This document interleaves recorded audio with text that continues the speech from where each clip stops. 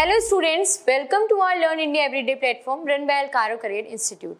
As we have started our new topic, active and passive voice from our last videos, and we have discussed many more things. So today we are moving forward on this topic, and today we are learning something new in active and passive voice. Like last video में बच्चों हमने कुछ rules जो थे या कुछ changes जो आपके conversion के time में अकर होते हैं उसके बारे में हमने डिस्कस कर लिया था। अब हम बात करने जा रहे हैं कि हम जब एक्टिव टू पैसिव जाते हैं बच्चों तो प्रोनाउन में क्या इम्पैक्ट पड़ता है और क्या क्या चेंजेस आते हैं उसके पर्सन के अकॉर्डिंग, ये हम डिस्कस करते हैं। ठीक है, पहला जो है बेटा रूल वो है कि अगर एक्टिव वॉइस में आपका सब्जेक्ट आई है, फर्स्ट पर्सन में है, तो वो आपका ऑब्जेक्ट में मी हो जाएगा पैसिव वॉइस में। ठीक है, सेकंड, अगर आपका वी है तो वो हो जाएगा अस में। ये आपको पता होंगे, ये हमारे ऑब्जेक्ट ही होते हैं, ये सब्जेक्ट होते हैं, ये हमारे ऑब्जेक्ट होते हैं। तो ये तो सिंपल है, ये हमें याद रह ही जाएगा। थर्डली बात करते हैं हम यू, जो कि हमारा सेकंड पर्सन, ये तो होता है फर्स्ट पर्सन, ये होता है सेकंड पर्सन। तो जो यू होता है वो एज इट इज यू रह जाता है हमारे पैसिव वॉइस में। थर्ड हम बात करते हैं दे की, जो कि है थर्ड पर्सन में, तो वो दे जो होता है वो हो जाता है दैम में पैसिव वॉइस में। बाकी ये तीन जो आपके थर्ड पर्सन में ही आते हैं, इनमें भी क्या हो जाता है, ही बन जाएगा हिम, शी बन जाएगा हर, और जो आपका इट है बच्चों वो एज इट इज इट ही रहेगा। ये जो रूल्स हैं ये दिखने में सिंपल लग रहे हैं, बट बेटा ये बहुत ही ज़्यादा मैंडेटरी रूल्स हैं जो आपको याद रखने पड़ते हैं at the time of changing. ठीक है, जब आप वॉइस को चेंज करते हो तो जो हम मिस्टेक करते हैं वो यही करते हैं कि हमें ये पता नहीं होता कि कौन सा पर्सन या जो सब्जेक्ट है वो ऑब्जेक्ट के टाइम पे क्या वर्ड से चेंज होगा, किस वर्ड से चेंज होगा, क्या प्रोनाउन उसके लिए यूज में होगा। तो ये वर्ड्स आपको पर्सन वाइज याद रखने हैं कि फर्स्ट पर्सन अगर होगा तो उसका ये वर्ड है, लाइक आई है तो वो ऑब्जेक्ट में मी में चेंज होगा, यू है सेकंड पर्सन तो वो यू एज इट इज रहेगा, ही है तो हिम होगा, शी है तो हर होगा, इट है तो एज इट इज इट ही रहने वाला है। तो ये बेसिक्स के रूल्स हैं आपके, बहुत ही इजी से, तो वो जो आपको याद हो जाएंगे। चलिए आगे बात करते हैं हम हमारे एग्जाम्पल की तरफ। एक एग्जाम्पल देख लेते हैं। लास्ट भी वीडियो में मैंने आपको सारे रूल्स समझा दिए थे, बट एग्जाम्पल नहीं हो पाया था हमारा। तो इस वीडियो में हम उन सारे रूल्स को, लाइक हमने जो 7-8 रूल्स पढ़े थे उन रूल्स को और ये चेंज इन प्रोनाउन रूल्स को साथ में रखते हुए हम समझते हैं कि आखिर में सेंटेंस में स्टेप बाय स्टेप चेंजेस होते कैसे हैं, कौन कौन सी चीज़ें आपको रिकॉग्नाइज करनी होती हैं, उसके अकॉर्डिंग आप कैसे चेंजेस करते हैं। ठीक है, ठीक है, आपका एग्जाम्पल है the child through the ball out of the house.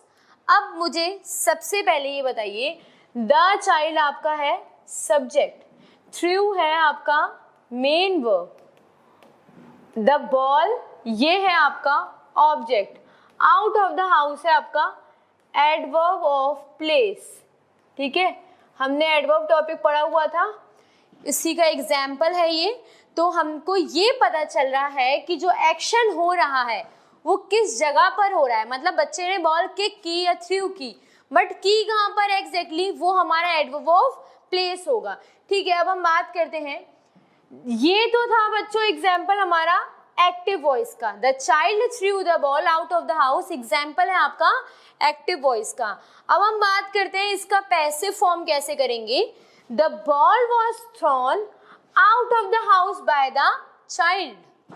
जो बॉल थी वो किसके द्वारा थ्रोन की गई थी, चाइल्ड के द्वारा थ्रोन की गई थी। कहाँ पर की गई थी, आउट ऑफ द हाउस।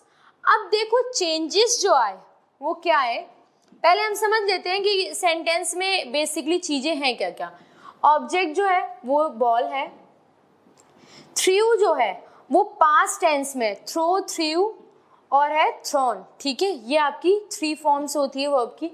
तो ये जो अब हमारा पास्ट टेंस है तो अभी टेंस के अकॉर्डिंग तो हमने रूल समझा नहीं है, बट अगर आपका सिंपल पास्ट टेंस होता है तो पैसिव में जो आपकी हेल्पिंग वर्ब लगती है वो लगती है was.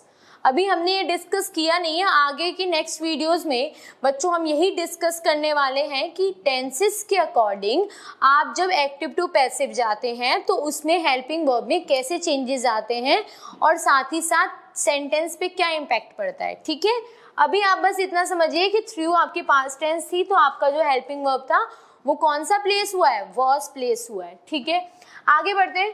Throne, the past participle of throw.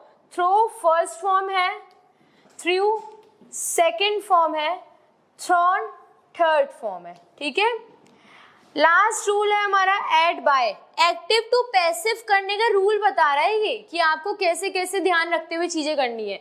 Add bye, bye से आपने उसको कनेक्ट कर दिया, जैसे हमारे रिपोर्टेड स्पीच में दैट कनेक्टर था जो दो सेंटेंसेस को, फ्रेजेस को, रिपोर्टिंग स्पीच और रिपोर्टिंग वर्ब को कनेक्ट कर रहा था, वैसे ही आपको बाय कनेक्टर से क्या करना है, आपको कनेक्ट करना है।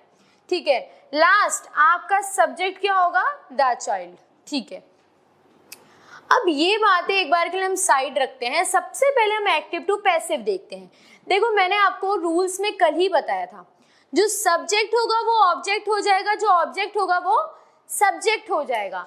अब यहाँ पर द चाइल्ड क्या है, सब्जेक्ट है, यहाँ पर द बॉल क्या है, ऑब्जेक्ट है।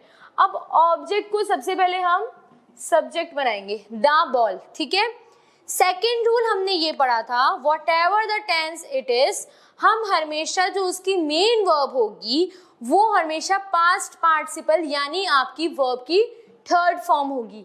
तो हमने यहाँ पर क्या कर दिया, थ्रोन कर दिया, थ्रू आउट की जगह क्या कर दिया, thrown out of the house कर दिया। सबसे पहले हम क्या करेंगे, ऑब्जेक्ट को प्लेस करेंगे।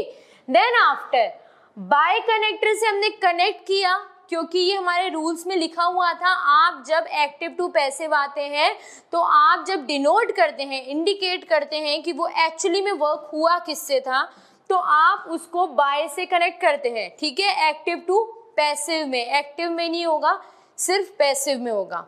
ठीक है, लास्ट में हम क्या करते हैं, सब्जेक्ट जो था आपका उसको ऑब्जेक्ट बना देते हैं, बाय द चाइल्ड हो गया यहाँ पर।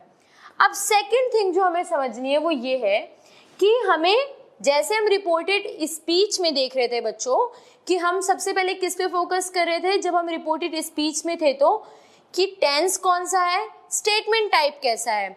सेम एज इट इज हम स्टेटमेंट टाइप तो नहीं देखेंगे, पर हम ये जरूर देखेंगे कि टेंस कौन सा है, देन आफ्टर ही हम चेंजेस कर सकते हैं। ठीक है, यहाँ पर जो है थ्रू जो है वो बच्चों वर्ब की सेकेंड फॉर्म है।